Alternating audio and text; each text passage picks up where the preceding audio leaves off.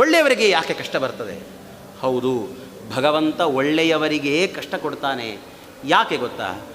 ಪರಮಾತ್ಮ ಈ ಕಷ್ಟ ಕೊಡುವುದು ಅನ್ನೋದಿದೆಯಲ್ಲ, ಪರಮಾತ್ಮನ ಅನಂತ ಕಾರುಣ್ಯ. ಅದು ಅನಂತ ಕಾರುಣ್ಯ, ಅನಂತ ಕಾರುಣ್ಯ.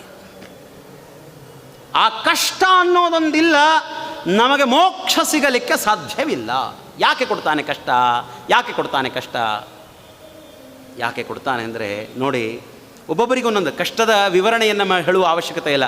ನಮ್ಮ ಕನಕದಾಸರು ಹೇಳ್ತಾರಲ್ಲ, ಕೇಳುವುದು ಕಡು ಕಷ್ಟ, ಕಷ್ಟದ ಬಾಳುವೆಯ ಬದುಕೇನು, ಸುಡು ಸುಡು ಗಾಳಿಗೊಡ್ಡಿದ ಸೊಡರು ಈ ಸಂಸಾರದೇಳಿಗೆಯೂ.